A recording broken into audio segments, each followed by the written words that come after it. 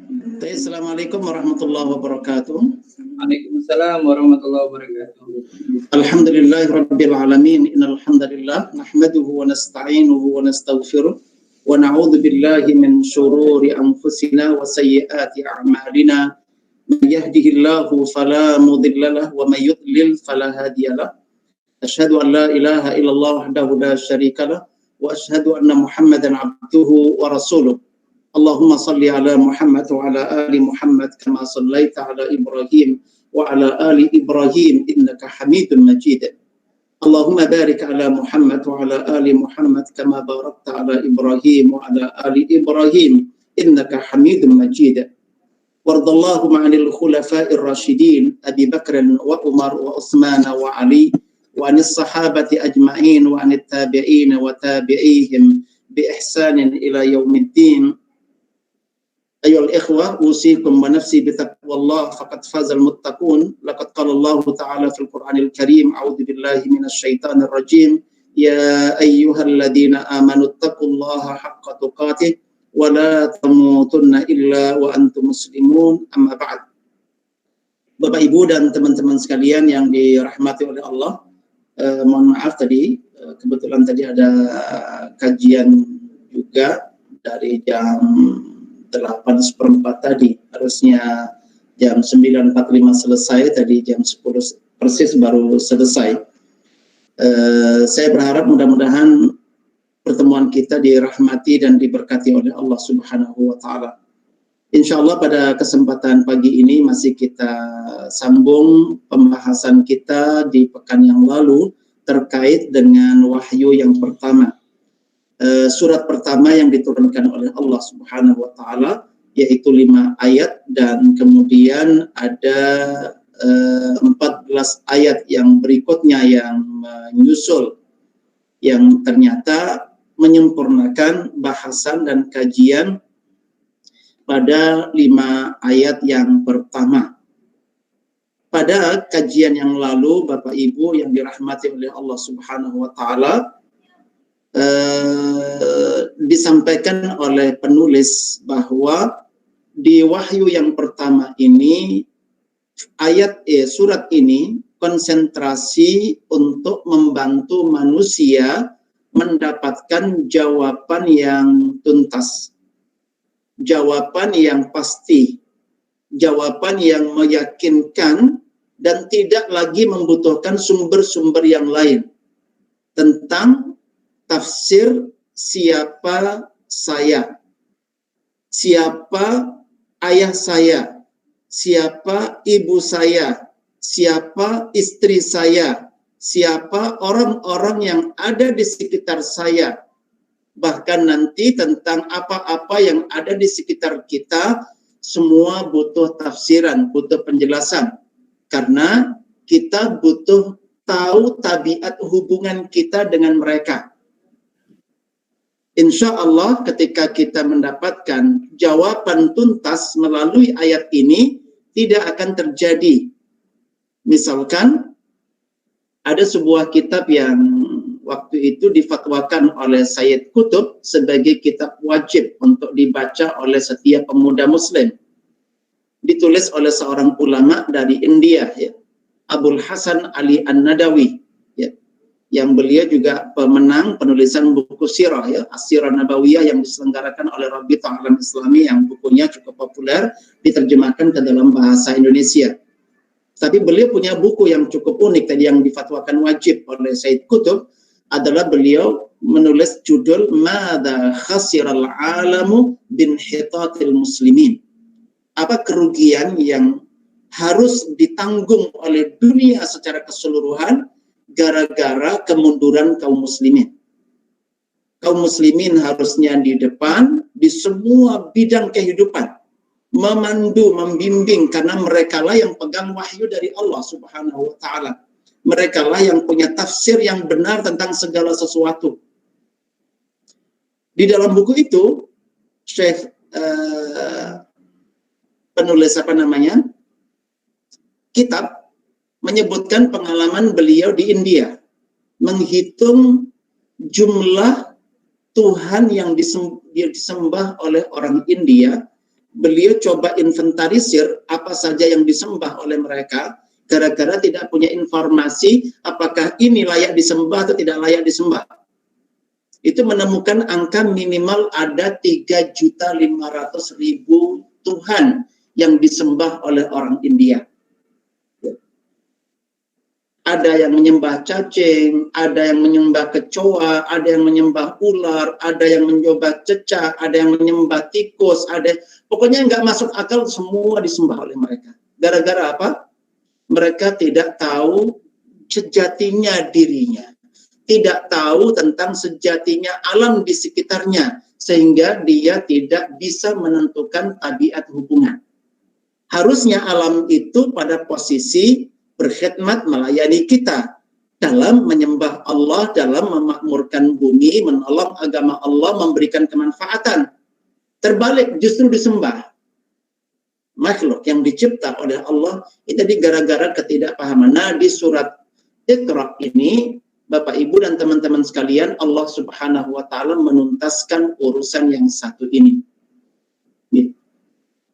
Secara khusus mengenalkan tentang Ar-Rabb, tentang Ar-Rabb. Iqra bismi rabbik.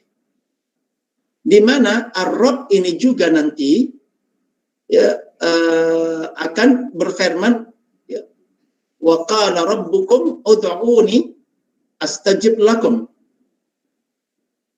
Ar-Rabb ini juga nanti yang akan mengeluarkan calon anak. Calon kita masih ada di alam roh, dikeluarkan dari tulang sulbinya Adam, semua bakal keturunan anak Adam dikeluarkan dari tulang sulbinya Adam alaihissalam dan dipersaksikan alastu bi rabbikum. Tidakkah saya ini Rabb kalian? Yang nanti ada Iqra bismi rabbik. Tidakkah saya ini Rabb kalian? Yang ditafsirkan oleh Imam Nasir As-Sa'di, Ar-Rabb itu artinya Al-Murabbi, pendidik. Di antara makna terjemahan bebas ya di Indonesia, Murabbi itu diartikan sebagai pendidik. Ada fakultas tarbiyah, fakultas pendidikan. Pelakunya namanya Murabbi. Orang yang ditarbiyah namanya Mutarabbi. Nah, Allah memposisikan diri alastu bi rabbikum, itu artinya kalau sesuai dengan penjelasannya Syekh Nasir As-Sa'di, alastu bi murabbikum, tidakkah saya ini murabbi kalian semuanya? Disinilah tadi kita akan diperintahkan untuk Iqra, untuk membaca, mengumpulkan ilmu-ilmu yang sudah disebar oleh Allah, disusun oleh Allah, ada di dalam ayat-ayat dan sunnah-sunnah Nabi kita Muhammad SAW yang menjelaskan tentang segala hal. Ya, sampai nanti di ayat 172 surat Al-A'raf yang tadi alastu bi rabbikum, yang kemudian kita semua mengatakan qalu bala syahidna.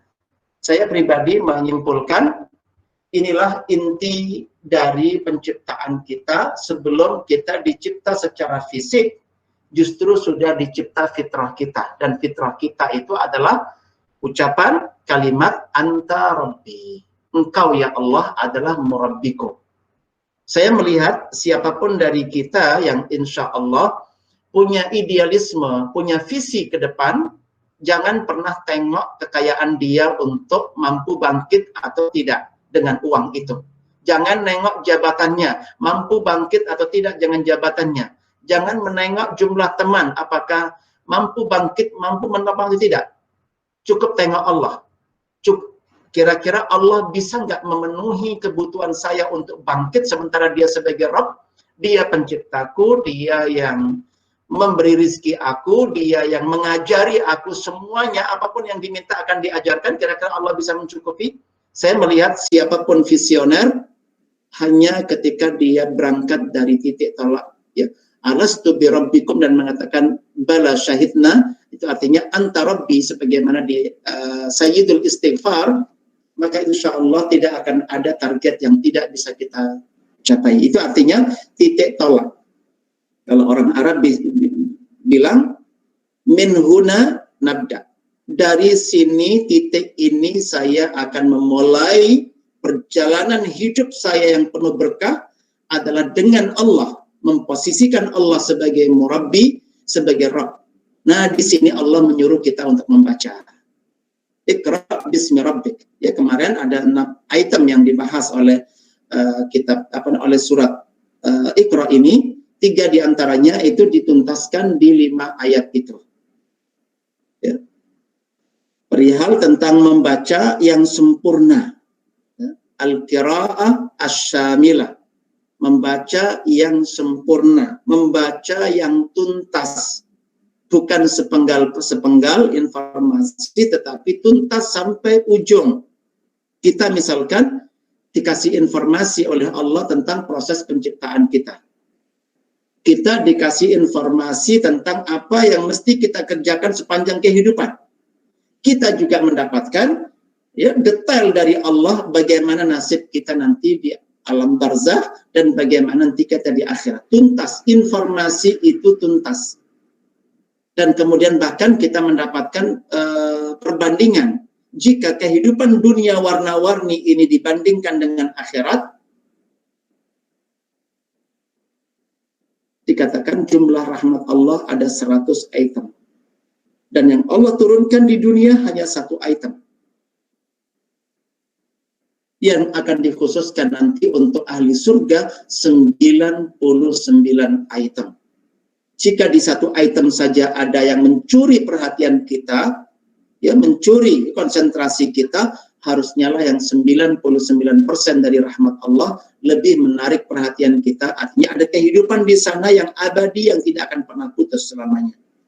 Iya, jadi teman-teman sekalian yang dirahmati oleh Allah SWT, kita harus tuntas ketika membaca sesuatu. Ya. Apalagi di situ dikatakan Bismi Rabbik. Ya. Bismi Rabbikal ladzi khalaq. Ya. Di kitabnya dinukil oleh sang penulis itu uraian Profesor Dr. Majid Ihsan Kailani. Beliau membagi bacaan itu ada 2, atau sumber bacaan itu ada 2. 1 adalah kitab makhluk. Kitab makhluk. Kitab makhluk itu wujudnya ada 3. Jadi kitab tentang penciptaan itu ada 3. 1, jadi sumber bacaan ada 2. 1 kitab ciptaan, dan yang kedua adalah kitab hasil tulisan manusia. Sementara kitab penciptaan ada 3. 1 adalah kitab suci Al-Quranul Karim dan sunnah Nabi kita Muhammad sallallahu alaihi wasallam. Al-Quran dan sunnah itu adalah resep-resep untuk kehidupan yang sempurna. Resep-resep menyelesaikan problem yang paling rumit. Setiap satuan ilmu itu dimungkinkan ada penciptaan baru. Apalagi kemudian ditambah dengan yang lain, penyempurnaan. Saya di belakang rumah ada tanaman-tanaman yang saya tanam di pot. Saya tanam di plastik itu. Habis makan tomat, cherry, ada sebagian yang kebetulan tersimpan di kulkas dan ternyata tidak baik. Enggak saya buang, tetapi ternyata biji bisa saya sebar di pot yang ada. Yang kemudian ternyata dalam beberapa hari tumbuh. Begitu tumbuh membesar, saya pindahkan ke pot-pot lagi dan tumbuh dalam jumlah yang sangat besar. Bahwa di biji itu ada kehidupan. Itu informasi dari Allah Subhanahu wa Ta'ala. Ternyata ketika kita mengambil nanti ilmu-ilmu yang berasal dari Al-Quranul Karim ini akan mengajarkan kita banyak sekali yang akan dicipta oleh Allah manakala kita melakukan sesuatu bersumber dari ambil kitab suci. Dan dulu Nabi Allah lah yang mengambil, membaca kitab suci itu dan melaksanakan resep-resep yang ada, terutama untuk menyelesaikan problem yang beliau terima, beliau warisi sejak manusia ditinggalkan oleh Isa Al-Masih, bahkan sebelum-sebelumnya yang tidak terselesaikan dan harus beliau selesaikan. Dan Masya Allah, ya, Al-Quran ternyata memang buku penciptaan, ya, buku kehidupan. Siapapun yang nyuwun kepada Allah Subhanahu wa Ta'ala ilmu-ilmu dari Al-Quran, insya Allah akan bisa direspon oleh Allah dengan Allah mencipta hasil nanti. Ya, itu yang pertama. Sementara sumber bacaan yang penciptaan yang kedua disebut dengan ayatul afaq. Ayat-ayat yang menyebar di alam semesta. Ya. Tadi saya juga tanam beberapa bulan yang lalu saya dapat tanaman bibit tanaman, ya, jeruk. Ini aneh, hampir 5 bulan dikatakan dia hidup, tidak ada penambahan daun satupun selama 5 bulan. Dikatakan mati, dia nggak mengering, dia tidak nambah tumbuh. Nah, begitu kemudian saya baca, ternyata ada kaitannya dengan wahana yang saya pakai, nampaknya tidak memenuhi kebutuhan dia. Begitu beberapa waktu yang lalu saya bongkar wahana itu, dan kemudian saya ganti dan saya berikan tambahan item tertentu untuk kehidupan dia. Subhanallah, hari ini saya menyaksikan ada kehidupan, ada nyawa di situ. Bagaimana Allah mencipta sesuatu, ya, ini namanya ayat di afaq. Ya, ayat-ayat di alam semesta yang semua tidak ada yang terjadi dengan kebetulan. Nah, yang ketiga adalah ayat di dalam jiwa kita manusia. Ayat-ayat yang ada di jiwa kita. Ya, kita terkejut. Ya, saya terkejut sekali Bapak Ibu ketika mendapatkan hadis Nabi yang menjelaskan tentang bagaimana Allah menciptakan anak laki-laki. Dan bagaimana Allah menciptakan anak perempuan. Dan bagaimana Allah menciptakan kemiripan wajah. Ternyata diurai oleh wahyu yang bersumber dari dari Al-Quran dan Sunnah, dan kemudian kita menemukan pembenarannya ada di lapangan. Sehingga selama ini ketika ada yang minta saran, ada keluhan ini dan itu, dan ketika saya sampaikan hal-hal tersebut, itu subhanallah saya melihat ini nyata. Teori ini bisa diterapkan dan bisa dilihat hasilnya dalam kehidupan. Nah, semakin banyak kita memperhatikan kehidupan kita sebagai pribadi, sebagai komunitas dalam keluarga, di tengah masyarakat, kita akan menemukan berbagai macam ayat-ayat yang terkait dengan jiwa manusia, sehingga insya Allah kita akan dimudahkan oleh Allah berinteraksi dengan berbagai macam manusia, ya, dalam kehidupan ini. Kita akan diberikan pengkayaan yang sangat luar biasa untuk tidak gebiah uyah memperlakukan orang dengan berbeda-beda dengan cara yang sama. Ya, bahkan beberapa waktu lalu saya ceritakan dengan pengalaman saya pribadi mendakwai ibu, efektif sedemikian rupa, tapi ternyata begitu saya pakai untuk ayah sama sekali tidak efektif. Tapi bukan berarti kemudian berhenti. Ketika saya komunikasikan kepada Allah, ternyata untuk ayah memang ada kauniyah tersendiri, ada sunnah tersendiri, ada ilmu tersendiri. Dan bahkan ketika kemudian itu saya kerjakan, saya dihadiahi oleh Allah menyelesaikan masalah Bapak, menyelesaikan problem satu RT, ya, yang ikut sholat berjamaah di surau di langgar kami pada waktu itu di kampung. Ya, jadi teman-teman sekalian yang dirahmati oleh Allah SWT, di sini dikenalkan tentang tadi membaca yang berarti mengumpulkan ilmu dan informasi yang memang sudah disusun oleh Allah di dalam ayat-ayat itu, yang dulu diantaranya kandungan ayat-ayat ini adalah isinya adalah kandungan misi ajaran yang dulu diterapkan oleh nabi-nabi yang dulu untuk menyelesaikan persoalan yang ada pada zamannya. Kaum Lot misalkan ada problemnya itu, dan ternyata dalam Al-Quran ada ayat tentang itu. Kaum Nabi Syuaib ternyata yang punya kebiasaan nambah dan ngurang timbangan serta takaran ada di dalam ayat kita.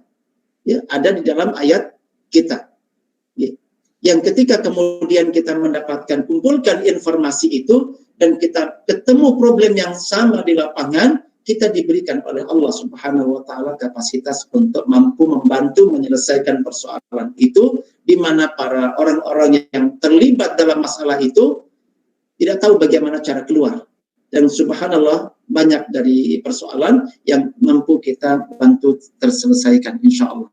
Ya, jadi intinya Bapak Ibu yang dirahmati oleh Allah, di 5 ayat pertama digambarkan tentang bacaan yang tuntas, bacaan yang sempurna itu.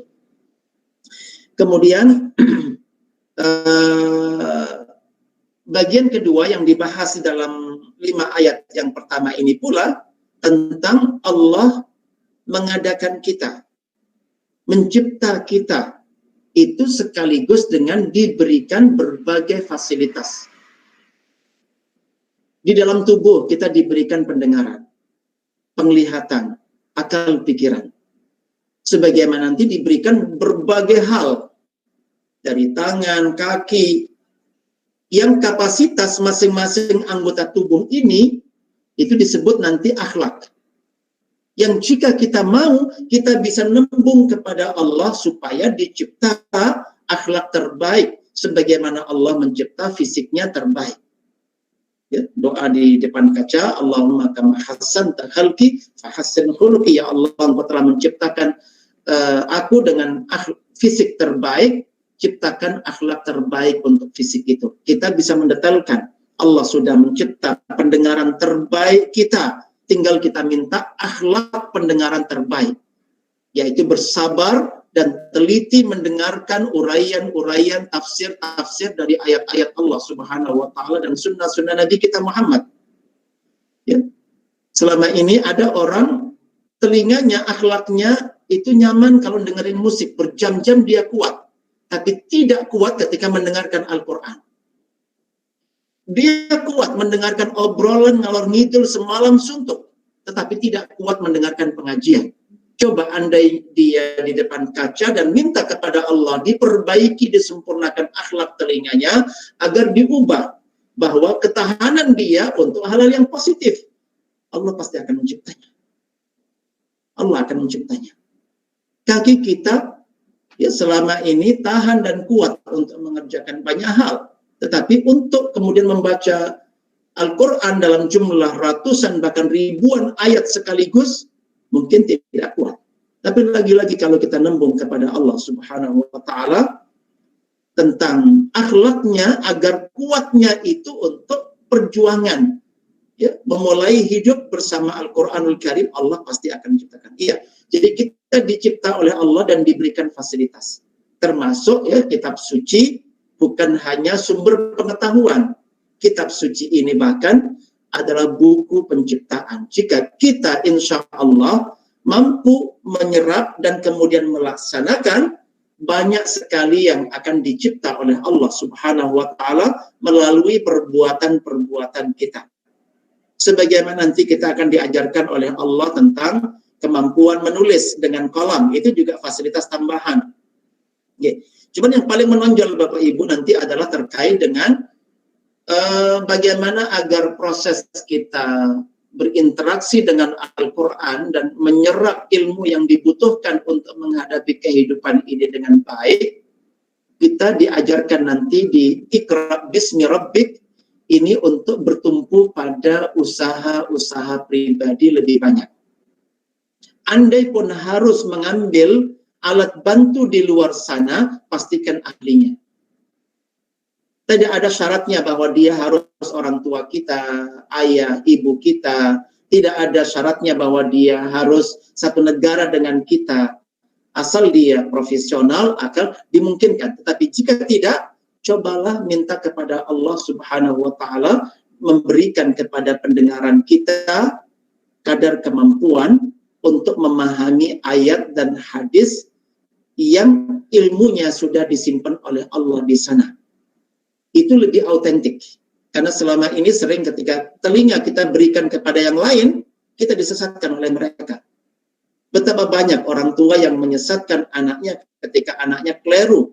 Dia mendengarkan pendengarannya ternyata kepada orang tua hanya sekedar karena dia orang tua. Ada anaknya sudah menikah, punya masalah dengan istri. dan dia merujuk kepada kedua orang tuanya hanya karena dia orang tua, bukan karena dia punya keahlian, punya keilmuan di bidang tentang problem-problem keluarga. Maka yang terjadi nggak akan rampung masalah itu, justru semakin parah. Maka perbanyak dan andalkan komunikasi langsung kepada Allah dan berdayakan, ya, berdayakan fasilitas yang Allah berikan kepada kita, tapi terus minta dikawal, minta dibimbing, minta dipandu. Ya, sebagaimana betapa banyak tokoh-tokoh. Ya, di zamannya Nabi dulu ada ahli kitab dari Yahudi, dari Nasrani. Ketika Nabi Shallallahu Alaihi Wasallam menyinggung satu ayat, ittakhadu ahbarahum wa ruhbanahum arbabam min dunillah. Mereka, kalian itu mengambil ulama-ulama kalian, tokoh-tokoh kelompok kalian sebagai Tuhan-Tuhan yang kalian sembah selain Allah. Ketika itu mereka menentang dengan keras. Demi Allah, kami tidak menyembah mereka. Maksudnya sujud, rukuk kepada mereka gitu ya, dan ada ritual tertentu. Nabi tidak memaksudkan begitu. Ketika mengatakan kalian telah menyembah manusia selain Allah, itu bukan dengan kemudian ada ritual harian atau waktu-waktu tertentu atau praktek-praktek ibadah tertentu yang dikerjakan. Tetapi yang dimaksudkan oleh Nabi, kita telah mengambil orang, ulama dan tokoh kita sebagai sembahan selain Allah adalah ketika ternyata mereka menjadi penentu. Apa yang dihalalkan oleh Allah, diharamkan oleh mereka. Saya bersahabat dengan si A karena dia Muslim, dihalalkan oleh Allah Subhanahu wa Ta'ala. Tapi terjadi nanti ada kelompok tertentu dikatakan dia bukan bagian dari kami. Dan dipakai akhirnya dia punya sikap yang berbeda. Padahal Allah menghalalkan kita berhubungan. Dan bahkan mengharamkan kita putus dari mereka. Tapi terjadi tokoh-tokoh yang mengembuskan tertentu dan itu diikuti oleh banyak orang di bawah. Dan itulah bentuk penyembahan kita kepada Tuhan-Tuhan berupa tokoh-tokoh dan orang-orang yang diklaim sebagai ulama di tengah. Ini persoalan kita di lapangan selama ini, teman-teman sekalian yang dirahmati oleh Allah. Iya, jadi untuk kemudian agar bacaan ini utuh dan sempurna, maka kita ya butuh lebih banyak berinteraksi langsung, ya, agar berinteraksi langsung. Nah, insya Allah Bapak Ibu pada kesempatan ini ya, tadi Anda juga harus berinteraksi dengan orang lain, pastikan mengikuti Al-Quran juga, fas'alu ahla dzikri in kuntum la ta'lamun. Ya, bertanyalah kepada ahlinya jika kamu tidak mengetahui sesuatu. Ya, tapi aslinya kita nyuwun, ya Allah berikan saya kemampuan. Jika engkau mampu memberikan itu kepada si A, si B, saya sangat bangga dan saya sangat senang jika engkau berikan kemampuan yang sama. Jika engkau berikan kepada si fulan kemampuan itu untuk membantu orang lain, ya Allah saya juga punya tekad yang sama. Insya Allah jika engkau mudahkan saya memahami ini, ya berasal dari pertolonganmu, saya juga akan gunakan untuk memberi manfaat bahkan lebih banyak lagi dibandingkan dengan mereka. Permintaan dan tuntutan jenis ini teman-teman sekalian insya Allah akan memecahkan banyak kebuntuan dalam kehidupan kita. Di poin keempat yang insya Allah kita coba bahas pada kesempatan pagi ini, bahaya penyimpangan qiraah dari rutenya. Tadi kemudian merujuk kepada orang, kepada tokoh, merujuk kepada tradisi, ada kebiasaan, metode keagamaan tertentu dan yang sering kemudian sampai orang nggak bisa memisahkan antara ini agama atau tradisi dan segala macamnya. Ya, di sini bahaya penyimpangan qiraah dari rutenya. Dari 5 ayat yang sebelumnya sampai allamal insana ma lam ya'lam, Allah mengajarkan kepada manusia sesuatu yang tidak dia ketahui sebelumnya. Maka di sini di ayat yang ke-6 Allah Subhanahu wa taala berfirman dan ternyata connect dengan pembahasan di 5 ayat itu. Kalla innal insana layatgha. Ketahuilah sesungguhnya manusia benar-benar melampaui batas. Melampaui batas. Tagha. Kalau teman-teman ingat, ada sebuah sebutan untuk Umar bin Khattab. Orang yang sangat berangasan itu menjadi orang yang wakaf, tahu batas-batas, tidak akan melampauinya. Orang yang dulu berangasan luar biasa dan emosional itu menjadi orang yang tahu batas-batas setelah mengenal melalui syariat ini. Nah, sementara orang yang tidak mendapatkan ilmu dari sumber wahyu itu, ya aslinya memang tidak kenal, buta dia, tidak kenal batas, dan tentunya tindakan-tindakan dia melampaui, walaupun dia tidak sadar ya bahwa itu telah melampaui batas karena memang dia buta, nggak tahu. Nah, di sini Allah tegaskan, kalla, ketahuilah sesungguhnya manusia benar-benar melampaui batas. Banyak sekali ucapan, statement, perbuatan kita sehari-hari selama ini melampaui batas-batas yang telah diberikan oleh Allah Subhanahu wa Ta'ala. Itu karena selama ini kita belum melakukan pembacaan sebagaimana seharusnya. Saya benar-benar menyesal banyak hal yang informasi penting. Saya membayangkan andai mengetahui itu sejak sekian waktu yang lalu, akan punya efek yang sangat luar biasa. Meskipun saya syukuri baru sekarang diberikan oleh Allah SWT pemahaman tentang persoalan tersebut. Tetapi disinilah yang butuh kita ingatkan bahwa jika orang tidak melakukan pembacaan dengan benar sebagaimana dituntunkan pada 5 ayat itu, dia pasti masuk dalam kelompok yang tagha. Dalam arti tadi itu berawal dari kebutaan. Maka nanti juga pada hari kiamat manusia diciptakan dalam kondisi buta, dan di sana mereka akan protes. Wahai Tuhanku, kenapa engkau bangkitkan aku dalam kondisi buta saat ini? Padahal dulu di dunia engkau ciptakan saya bisa melihat. Hari ini di akhirat saya lebih membutuhkan penglihatan itu ketimbang dulu di dunia. Maka Allah dengan sangat santai mengatakan, dulu telah kami turunkan kepada kalian ayat-ayat kami yang harusnya kalian melek. Dengan itu, kalian gunakan sebagai kacamata melihat segala sesuatu, menilai sesuatu, mengukur sesuatu. Ternyata kalian butakan itu. Kalian gunakan standar sendiri, kalian hukumi sendiri, dan membutakan diri dari wahyu Allah. Ya sudah, karena kalian telah memutuskan mengambil langkah buta di dunia, maka al-jaza'u min jinsil amal. Balasan itu sejenis dengan perbuatan yang kalian kerjakan adalah kebutaan tanpa panduan, ya, tanpa panduan. Saya bersyukur ketika itu ada panduan. Ya, saya ingat pada waktu menjenguk ya anak pertama waktu sekolah di Husnul Khotimah di Jawa Barat dulu, kunjungan saya yang kedua, nampaknya supir saya belum cukup hafal rute. Padahal sudah ada panduan di jalan bahwa di depan itu ada belok ke kanan, itu masuk tol. Nanti kalau kita maju lagi, kalau nggak masuk ke tol sebelah kanan, kita maju lagi lurus, nanti ada belokan ke kiri juga masuk tol. Saya dari pondok mau pulang ke Semarang. Nampaknya supir saya mengandalkan instingnya, bukan melihat ilmu. Baru ketemu belokan yang ke kanan, dia sudah belok. Kita disadarkan oleh petunjuk, ternyata ini arah Jakarta, dan sudah 100 kilo kami melakukan perjalanan dari posisi pondok itu ke arah Jakarta. Dan Anda tidak ada petunjuk lagi, dipastikan saya akan mubeng-mubeng di Jakarta dan tidak bisa pulang ke Semarang.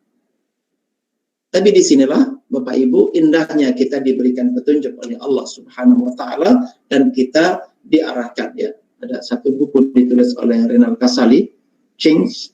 Dia menyampaikan tidak peduli sudah sejauh mana kita sadar telah ya menyimpang dari jalan yang lurus, sejak sadar belokkan, kembalikan ke rute yang benar. Walaupun mungkin sedikit agak telat, tapi kita akan sampai ke tujuan. Akhirnya supir saya membelokkan lagi ke nyari rute balik ke arah Semarang, dan alhamdulillah mulai disiplin, dan sejak itu kemudian tidak pernah tersesat lagi di arah itu. Walaupun di daerah lain terjadi ya, ketika kemudian dia kembali lagi bukan kepada ilmu, maka dia nyesat lagi. Ya, jadi buta, orang yang buta pastikan akan melampaui batas, dan Ya mungkin tidak akan mati karena di tengah umat yang banyak, tetapi kita akan kehilangan waktu, kehilangan banyak hal karena kebutaan itu. Maka saya berharap mudah-mudahan kita bisa melaksanakan syariat dari 5 ayat yang pertama dari surat Al-Alaq ini. Kalla innal insana la yatgha ar-ra'ahu istaghna. Ini bagian dari dia buta, melampaui batas. Karena dia melihat dirinya serba cukup. Hanya karena dia punya uang. Hanya karena dia punya jabatan, punya posisi. Hanya karena dia punya usia lebih tua. Hanya karena hanya istaghna. Nabi yang telah memiliki ilmu Al-Quran 30 juz. Hadis dalam jumlah puluhan ribu. Tidak mau bertumpu dengan kemampuan sendiri. Wala takilni ila nafsi tarfata'ain. Jangan pernah engkau tinggalkan aku ya Allah untuk mengurus diri sendiri, apalagi ngurus umat, walaupun hanya sekejap mata. Beliau sadar, qul huwallahu ahad, Allahus samad. Untuk setiap langkah yang beliau lakukan, selalu minta pertolongan kepada Allah Subhanahu wa ta'ala. Sebaliknya jika kemudian kita ikuti teman-teman sekalian, pasti akan diberikan oleh Allah SWT petunjuk dan pasti akan ditolong oleh Allah SWT. Ini efek berikutnya, penyakit tadi dari tagha kemudian muncul sifat tambahan kalimat istaghna. Dia merasa cukup dengan dirinya sendiri, bahkan sekedar minta pertolongan kepada Allah dia tidak lakukan. Inna ila rabbika ruju'a, sesungguhnya hanya kepada Tuhanmu lah kembali. Bapak Ibu para aktivis dakwah, kemana kita akan pergi? Kemana kita akan balik? Kita akan balik kepada Allah Subhanahu wa ta'ala. Cukupkah amal kita selama ini untuk menyelamatkan kita di hadapan Allah Subhanahu wa ta'ala? Benarkah ya orang yang dulu kita cintai akan menolong kita nanti di sana? Benarkah orang yang kita benci di dunia dulu itu akan merugikan kita di sana? Jangan ikuti tindakan kebutaan dan melampaui batas ini, dan jangan pernah merasa cukup. Selalu merasa butuh, fakir, miskin kepada Allah. Dan sadar sepenuhnya kita akan kembali kepada Allah. Persis seperti kita diciptakan orang per orang, kita akan kembali nanti sendirian orang per orang.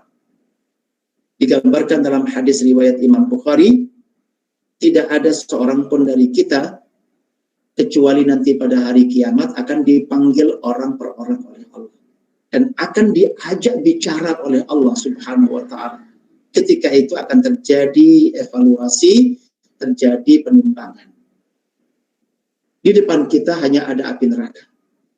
Ketika kita menoleh ke kanan, orang, kelompok, bahkan orang tua kita, berbagai macam syiar apa yang kita banggakan dulu, ternyata tidak ada di sebelah kanan kita. Karena yang ada di sebelah kanan kita hanya amal kita.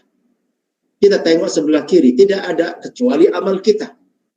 Ketika itu Rasulullah berpesan, ittaqun nara walau bisyikki tamratin. Lindungi diri kalian dari api neraka, meskipun hanya bisa bersedekah dengan sepotong biji korma atau separuh biji korma.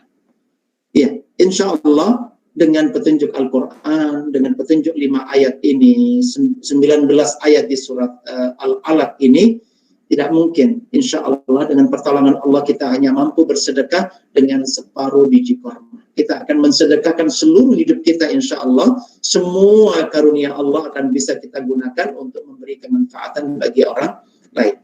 Hanya yang perlu kita sadari adalah kita akan kembali kepada Allah. Dan sendirian, bukan dengan kelompok kita. Evaluasi hubungan kita dengan siapapun dalam konteks penyelamatan diri kita nanti pada hari kiamat.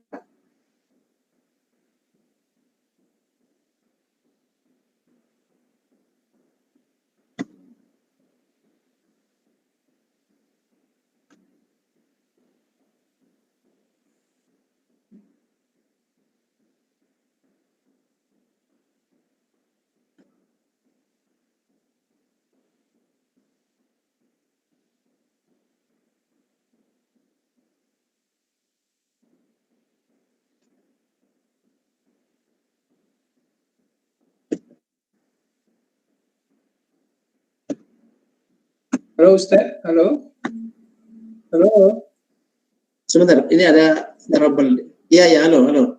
Ini kok ada trouble saya di ada trouble di sebentar. Ada trouble di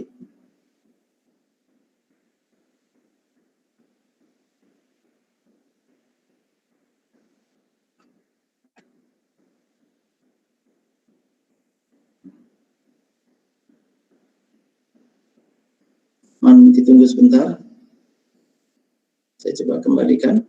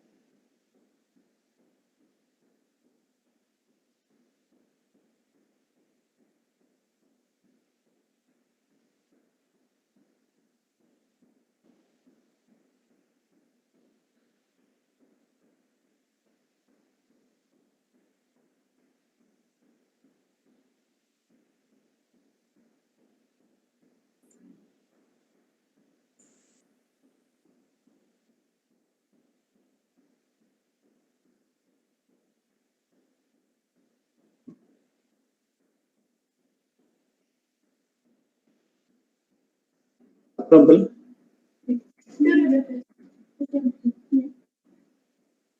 Saya lagi keluar tadi.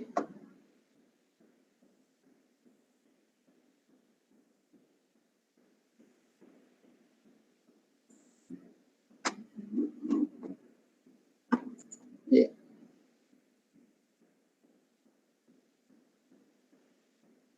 Itu yang naikkan.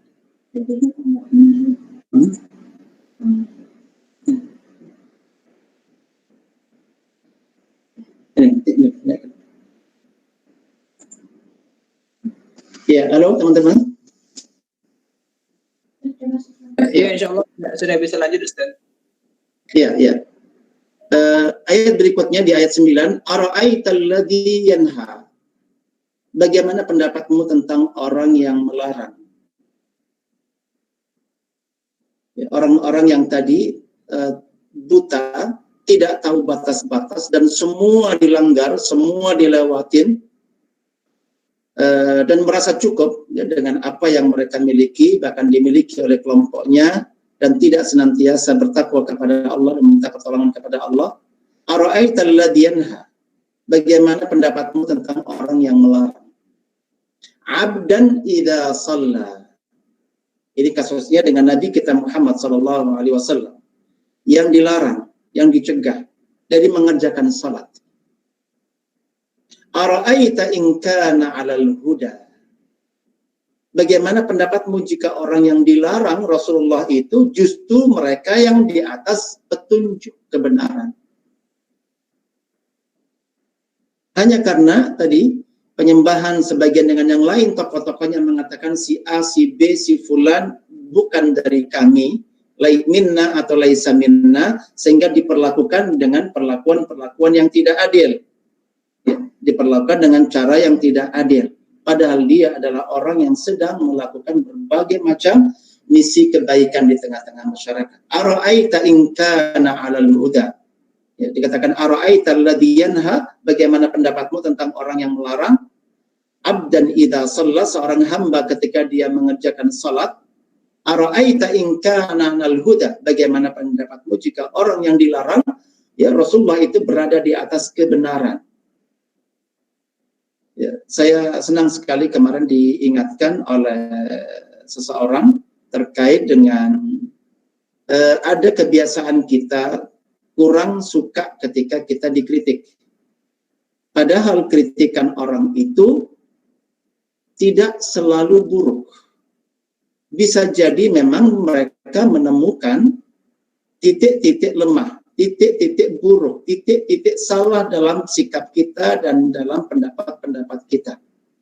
Andai kita melihat positif kritikan itu, dan kita berikan ruang orang menguji kita, menguji sahih ide kita yang kita klaim benar, dan kita perjuangkan di lapangan itu, betapa banyak kebaikan yang kita akan dapatkan, ya, kalau kita mau.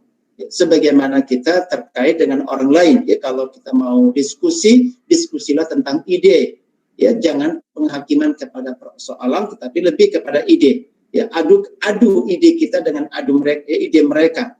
Siapa nanti yang paling benar atau paling cocok dan paling dibutuhkan di lapangan dalam pengertian yang petunjuk Allah Subhanahu wa taala, maka itu insya